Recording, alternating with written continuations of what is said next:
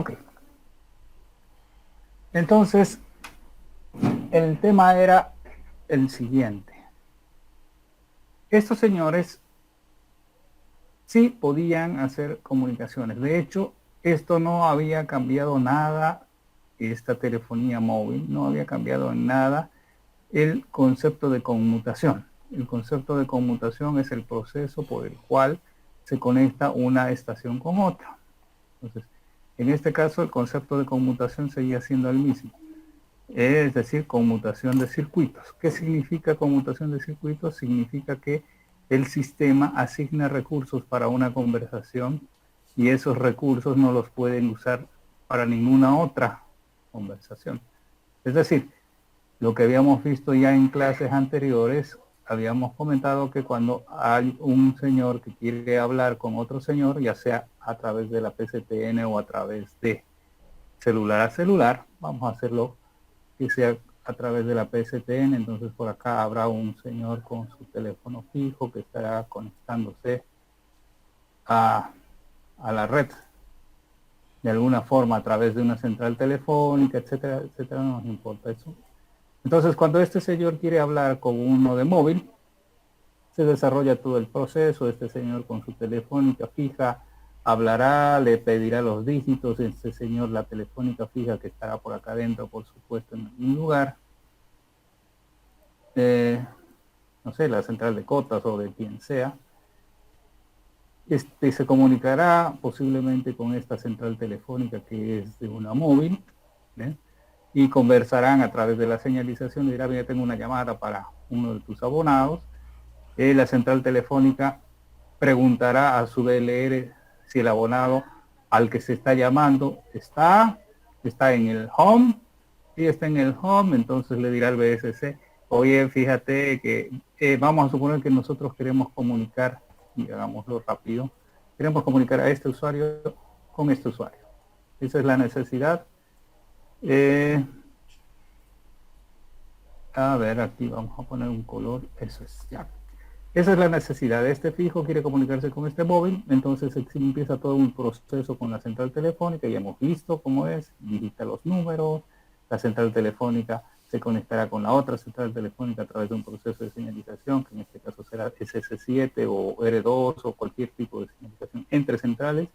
Ese tipo de señalización lo que hace es mandar el número, verificar, el Mobile Switching Center mira en home, el home le dice sí, B está y está encendido, además está conectado a la BTS número, no sé, 1, BTS 2, BTS 3, etc. ¿Sí? O sea, entonces dirá, está conectado a la BTS 1, entonces el Base Station Controller le dirá al BTC 1, dile que se vaya a tal canal, le asignarán un canal de los disponibles, etcétera, de cualquiera de esos. En el canal 9, time slot 5, no sé. Ok. Entonces, ¿dónde estoy? Acá. ¿Por qué estoy acá? Ahí. Entonces, el proceso sigue hasta que el abonado B responde. Una vez que responde, se genera todo un camino de recursos que van a ser utilizados. Obviamente pasará por la estación base a la que está, pasará por el Base Station Controller, pasará por el Mobile Switching Center, pasará por toda la comunicación con la otra central y llegará al abonado. Este camino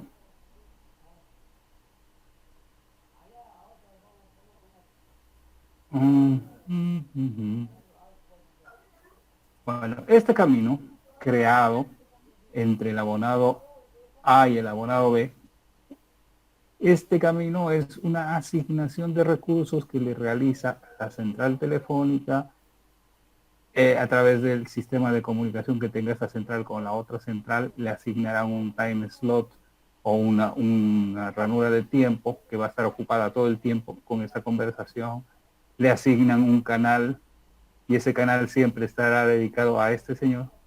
Y entonces a esta conversación, estos recursos no van a ser entregados a nadie más, serán utilizados por esta conversación hasta que esta conversación termine. A eso se llama conmutación de circuitos. ¿Sí? Entonces, Es un típico sistema de conmutación de circuitos.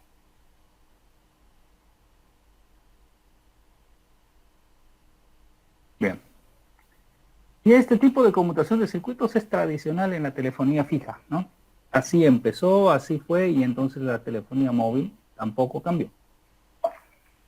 La segunda generación, por supuesto. Bien.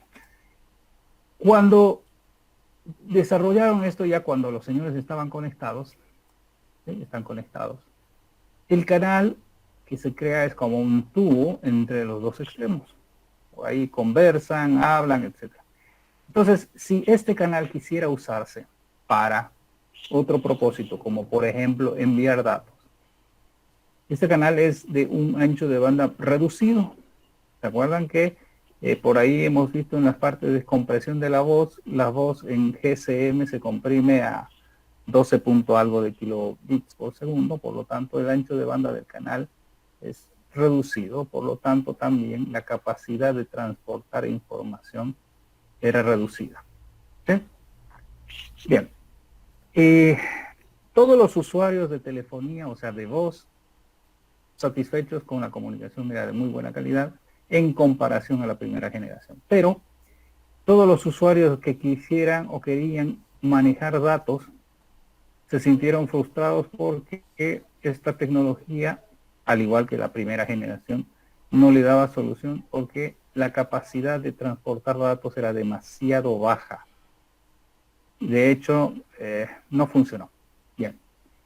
Lo único que quedó como recuerdo de esa época, de la segunda generación, fue la posibilidad de mandar mensajes cortos. Eso sí quedó como un gran avance de la época. Ah, sí, sí, podemos mandar mensajes y empezaron los chateos, ¿no? Con el SMS, etc. Bien. Entonces, muy rápido se vieron presionados estos señores y dijeron, bueno, ¿sabe qué? De alguna forma esta red debería poder llevar datos.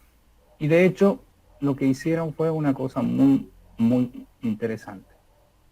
Lo que hicieron fue desarrollar una red. A ver, una red.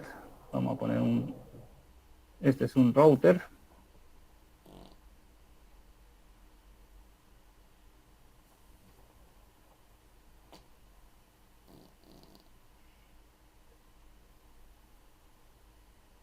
Bien, este es un router. Bien. Y entonces desarrollaron la red y colocaron todo un sistema de comunicaciones, de datos, por supuesto, a lo largo de toda su red de ellos, no sé, donde había una estación base, fueron y colocaron un router, donde había la otra estación base, colocaron otro router, etcétera, etcétera.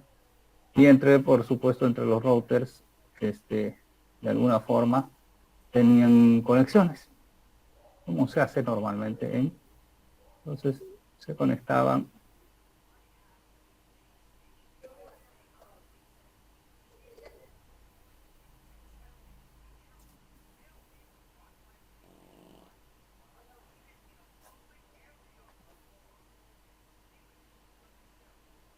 No sé la topología, puede ser malla, estrella, etcétera. Normalmente, de alguna forma, estarán conectados.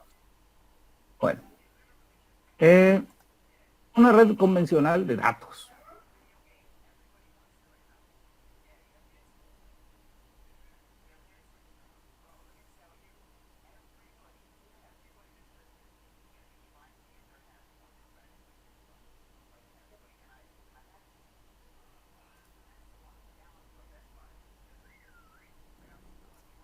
No lo sé, de alguna forma.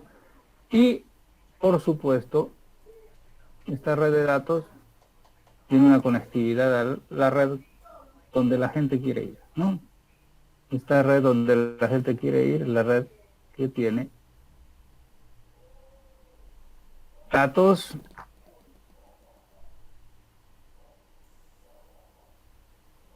y esto es nada más y nada menos que Internet, ¿no?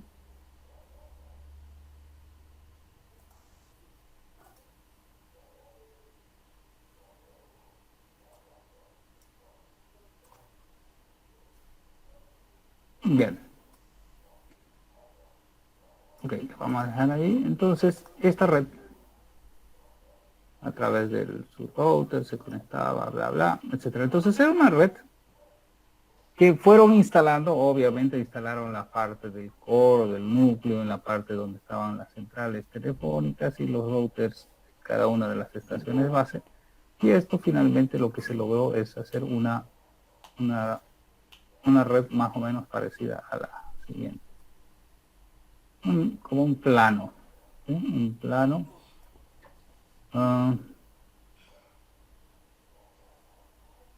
Así, más o menos.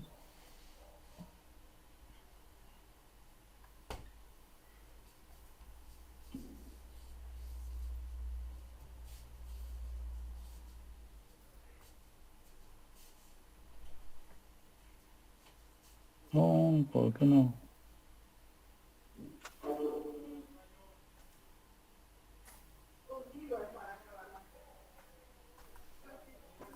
No, se movió. ¿Qué hice de mal? Ah, lo que pasa es que estas cosas están del mismo color, pero... Bueno, vamos a cambiar de color. Ya, ok, perfecto. Bien, entonces crearon un plano de datos. En cada una de las estaciones base colocaron ciertos aditamentos, ¿sí? No lo sé, voy a dibujar algo aquí como para que se entienda. Colocaron una cierta cantidad de aditamentos que tenían que ver con lo siguiente. Ahora vamos a conversar de qué es lo que hacían esos aditamentos. Vamos a poner un color chillón. Ya, ok. Entonces aquí había unas líneas que nos van a dar la conexión entre ese y ese lugar.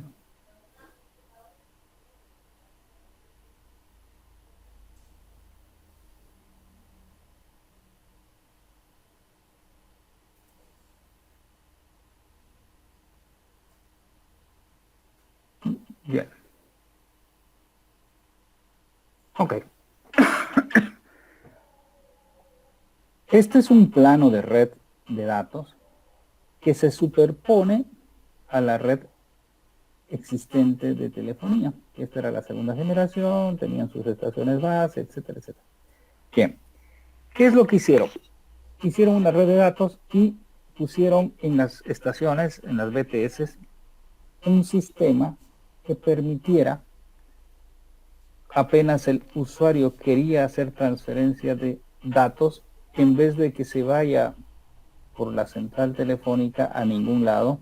La central telefónica lo único que hace es atender, ahora voy a reducir esto un poquito, atender la llamada del usuario. A ver, esto. En la mochila. Solamente atiende la llamada del usuario, ¿sí? A través de la central, etcétera.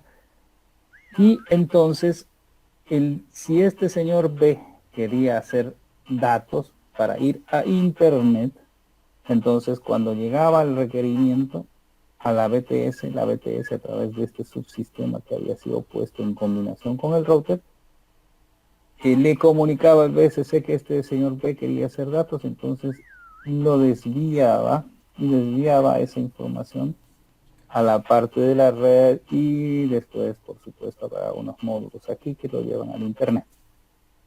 Entonces, a esto es lo que se llama la generaciones intermedias. Empieza apareciendo uno que se llama General Packet Radio System, que es el primer intentón de la gente para poder dar datos un poco más avanzados de los que ya se había hecho hasta ahora. GPRS es una adenda de datos, de un plano de datos separada, que estaba totalmente separada, y la enchufan en todos los lugares donde hay BTS, ponen routers, ponen este módulo de acá y por supuesto hacen un upgrade de todas del base station controller para que sepa que cuando quiera venir con datos lo tiene que hacer, o sea, tiene que ser un diverse, o sea, lo tiene que mandar por la parte de datos, y si es voz, que siga nomás como se hacía normalmente antes. No sé si entienden la idea. Este GPS se llamó 2.5. De hecho, empezaron a aparecer los términos. Esta es la versión 2.5G. Wow, ok, aparece.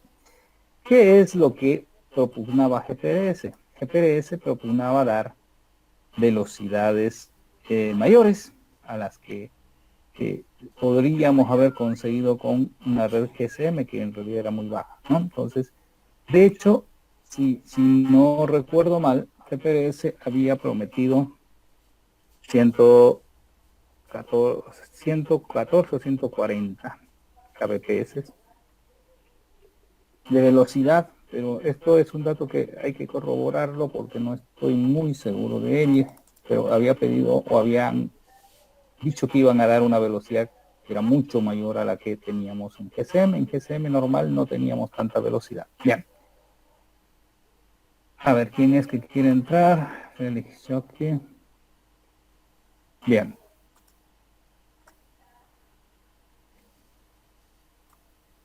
Esta tecnología GPS empezó a dar, por supuesto, mejoras en el hecho de que ya desde un móvil yo podía navegar bueno, con unas velocidades. Esto era teórico, por supuesto, nunca se llegaba a esta velocidad. Pero ya tener 50, 40 kbps en la época era mucha dosis, ¿no? Era mucha tecnología, funcionaba bien, ya podíamos hacer ciertas cosas.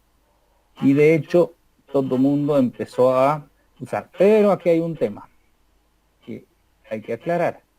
El móvil de segunda generación no funcionaba con GPS porque no tenía dentro del móvil, no existía la posibilidad de diferenciar datos de la voz, digamos, ¿no? Entonces, tenían que, y se fabricaron móviles que trabajaban con GPS.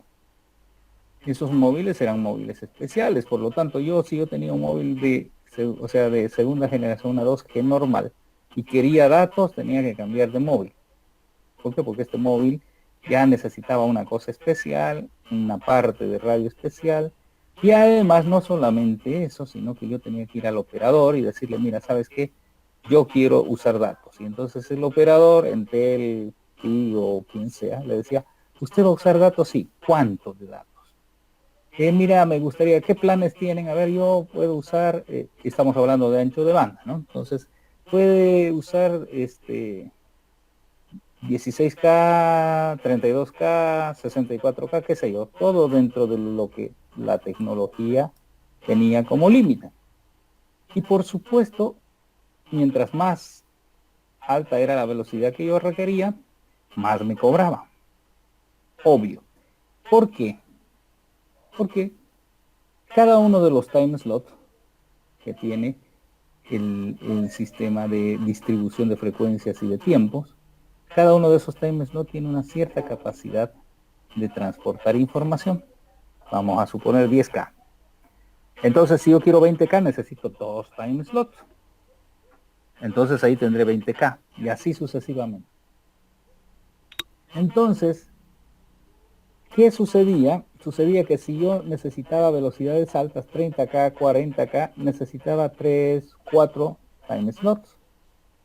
Y eso me disminuía la capacidad de la celda. Por lo tanto, el operador me cobraba dependiendo de si yo tenía más o menos ancho de banda pagado y asignado. Porque si yo pagaba por 40K, en cualquier celda que estuviera debería tener la capacidad de llegar con 40K hasta el internet.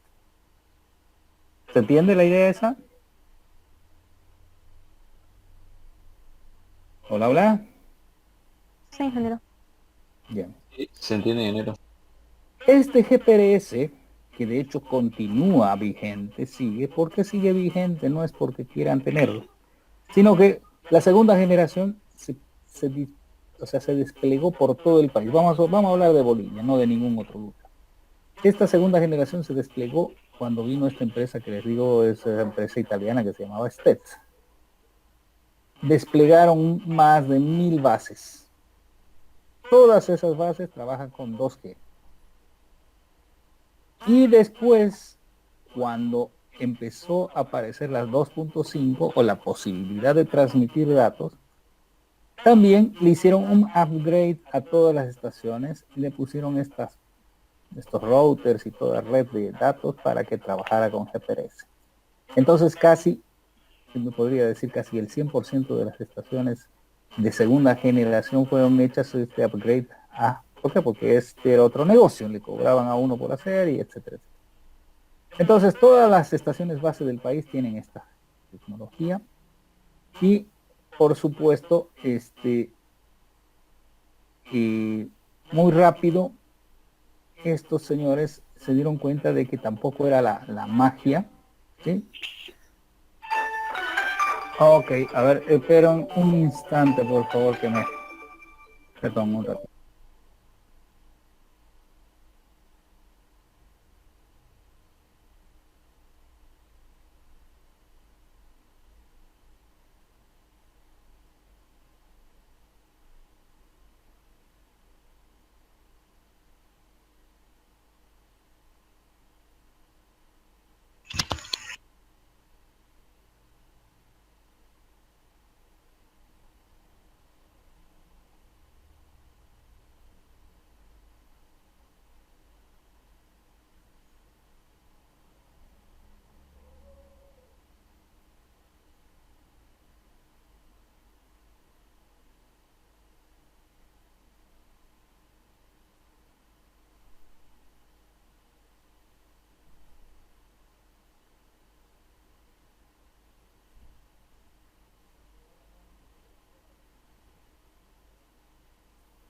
Bien, perdón.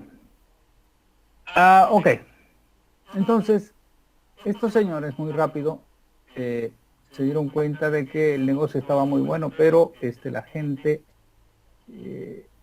ya se acostumbraron a las velocidades que daba 140 kbps, no era mucho, digamos, 50, 60K era lo que se conseguía. Bueno, en realidad costaba muy caro. Esa era la realidad de la milanesa, ¿no? Entonces, dijeron, bueno, ¿qué hacemos para que esto crezca en velocidad? Entonces lo que hicieron fue una cosa hicieron un upgrade a esta red, a estas cositas rojas que eran las que manejaban cada una de las estaciones base, por supuesto, todavía, que eran las encargadas de manejar con el router y hacer el diverse y todo. Y dijeron, bueno, ¿sabes qué? Vamos a hacer un Enhanced Data General Packet, ¿no? Que a esto le llamaron 275. No sé quién les puso los nombres, pero bueno, así se los conoce. Entonces, ¿qué dijeron estos señores? Dijeron, bueno, a ver, GPRS es muy lento, nosotros vamos a dar, y ellos dijeron, sí, no me equivoco, esto por favor lo van a corroborar. Creo que ellos dijeron que esta nueva red, que se llama Enhanced Data General Packet, o sea, mejora de el paquete de la red GPRS. Entonces dijeron, bueno, ¿sabes qué? Vamos a dar hasta 384 kbps. Bueno, en el interín de la segunda 2.5 GPRS a 275 Hz, aparecieron acá todo mundo empezó a decir, bueno, ya, esta es la forma como va a funcionar y todas crearon hasta lenguajes para programar, para que pudiera trabajarse con GPRS, los sitios web y no sé qué y no sé cuánto, pueden ver los que les interese. Crearon unos sitios web alfanuméricos para que a través de los celulares que no eran smartphones, estamos hablando que eran telefonitos normales, ¿no? De los Nokias y cosas de esas, que eran alfanuméricos, no eran ni siquiera tan gráficos, entonces, y además las velocidades eran tan bajas que entonces crearon todo una cosa que se llamaba WAP. Pueden revisar por ahí.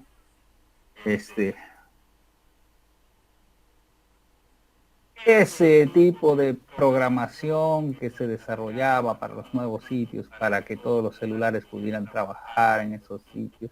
Bueno, todo el mundo estaba desarrollando sus cosas cuando aparecieron estos señores y dijeron, aquí con 3G usted puede navegar, o con Edge puede usted navegar sin ningún problema por los sitios web convencionales. Y de hecho, obviamente no se llegaba a 384, pero llegar a 128K ya era una gran cosa. Y por supuesto los teléfonos otra vez tuvieron que ser actualizados, no eran pero se actualizaron a Edge. Por supuesto, los fabricantes de los móviles, que son otros que no son los fabricantes de esto, ¿se acuerdan que ese fue el concepto de GSM?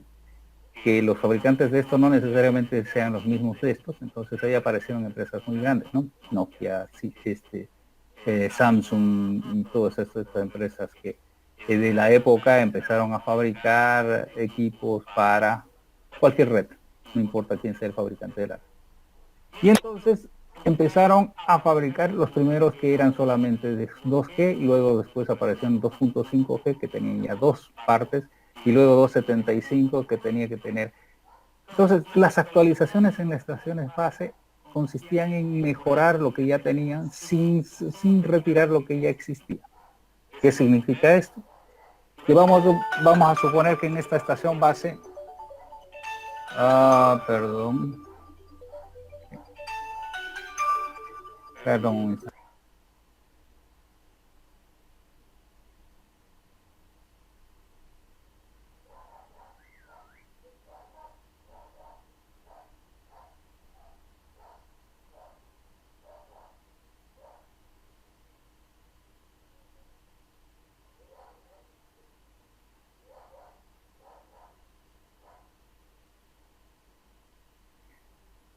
bien, entonces esta 2.5G o 275G ya permitía que se navegue, entonces todos los señores que habían empezado a desarrollar en esas tecnologías extrañas quedaron ahí con todos los crespos hechos. Esto yo les comento porque vi a los de Tigo que ya estaban por lanzar sus plataformas en no sé qué, y no sé cuánto, y de pronto con esta tecnología se podía navegar en las páginas web normales y entonces todo se igual, ¿no?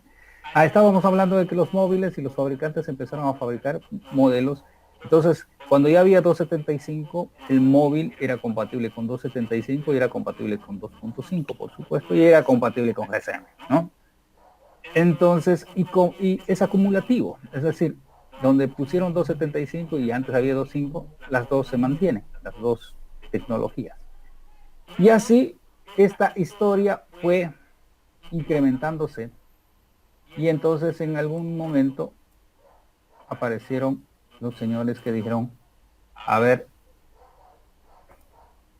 nosotros vamos a hacer una nueva tecnología que se va a llamar tercera generación, 3G. Esta tecnología en muchos lugares se llama Universal Telephone, UMTS, Universal Telephony o Telephone System, alguna cosa así. Teléfono móvil.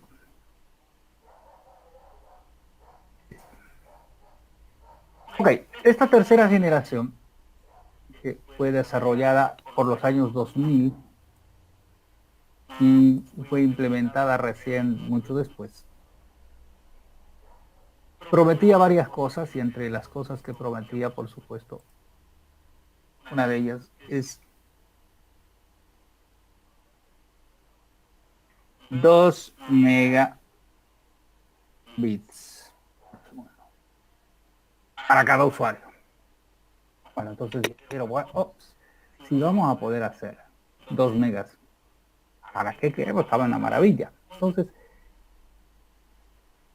con 2 megas ya nos da, y de hecho, esta UMTS tiene su propia arquitectura, sus propios módulos, han cambiado algunas cosas, ya no es tan lineal como era, no era tan ya basado sobre esto, y además crearon una cosa que se llama, en la época, crearon un grupo que se llama, y podemos mirar ahora, sí, si quieren, vamos a entrar un grupo que se llama 3GPP. Bueno, ¿quién es 3GPP? Es un grupo de estudio de este que no es nada más que, miren, ahora nos vamos a 3GPP. Ok, vamos a ver, debería estar. Ok, es una org. Ok. Este grupo se llama 3GPP, a Global Initiative, es esto, es el grupo que estandariza todo lo que es banda ancha sobre los móviles y bueno, por supuesto, es la que ha revisado desde la tercera generación y de hecho creo, no estoy seguro si la 2.5 y la 2.75, pero bueno. ¿Qué es lo que hacen ellos? Ellos hacen todos los estándares referidos a telefonía móvil. Obviamente ellos están viendo 5G, por supuesto. Entonces, si ustedes quieren saber todo lo que quieran, aquí están todos los releases, todos los de que quieren saber algo de telefonía móvil desde tercera generación hacia adelante, aquí está. Este es el lugar, porque este es el lugar donde se hacen todas las especificaciones, todas las, cuáles son los calendarios, cómo van a ser las tecnologías. Obviamente aquí es donde, este es el lugar donde uno debería venir a mirar cuestiones de la tecnología 5G, porque ellos me van a decir exactamente, porque ellos son los que hacen los estándares. ¿Sí? Entonces, no vayan a, bueno, también pueden ir a buscar otros lados, pero este es el sitio oficial donde los fabricantes y los señores que tienen que ver con esto de telefonía móvil, ¿sí? Son los que desarrollan. Oh, aquí había sido así con B grande, por si acaso. Móvil, así, bueno. Bien. Entonces dijeron, bueno, en la tercera generación vamos a dar dos métodos. Todos quedaron, y esto estamos hablando alrededor más o menos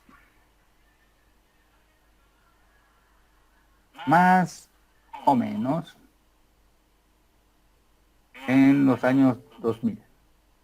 ¿Sí? En el año 2000. Más o menos vamos a poner año 2000. Bueno, pero UMTS, por supuesto, no apareció en el año 2000. Apareció mucho después. O sea, la tercera generación apareció después del año 2000, porque en el año 2000 todavía estábamos nosotros en los procesos de implementación en muchos países de GPRS, en otros ya de que habían pasado GPRS de Edge, y con Edge ya se podía navegar, era todo un esto, hacían la propaganda, vea, y empiezan a aparecer nuevas cosas, ¿no? ¿Qué empiezan a aparecer? Desde GPRS ya hacia adelante empiezan a aparecer los MMS, ¿sí? Aquí ya no es solamente SMS, sino también aparecen los MMS, ¿sí? Yo me acuerdo muy bien cuando apareció Edge, dijeron, no, ahora ya puede ver videos en línea, bla, bla, bla, marketing, ¿no? Pero con 2 megabits, por supuesto, ya se podían hacer muchas más cosas, ¿no? Entonces hay toda una descripción de cosas que podría hacer esta tercera generación. Bueno, la tercera generación, y esto que tiene que ver con 3GPP, es una de las cosas más interesantes. Esta GPP-ORG está en Europa, que fue de manera casi contundente, ganó en las tecnologías de móviles contra lo que decían los americanos y contra lo que decían los del lado asiático, ¿no? Ellos hicieron, y me parece que lograron todo lo que es GSM, que es la base de todo, ¿sí? Todo lo que es GSM me parece que fue adaptado y adoptado por muchos países, muchísimos países. De hecho, aquí en Bolivia no hay otra tecnología que no sea GSM, y así en muchos otros países, ¿no? Entonces, hay otras tecnologías, por supuesto, hay. Por ejemplo, no puede traerme un teléfono de Estados Unidos que aquí no funciona. Así de simple. ¿Por qué? Porque es otra tecnología la que funciona por allá. Bueno, sucede que esto no se paró ahí, y es lo que tengo aquí escrito más o menos. Bueno, sucede que empezaron a aparecer otras tecnologías, ¿no? Estas otras tecnologías eran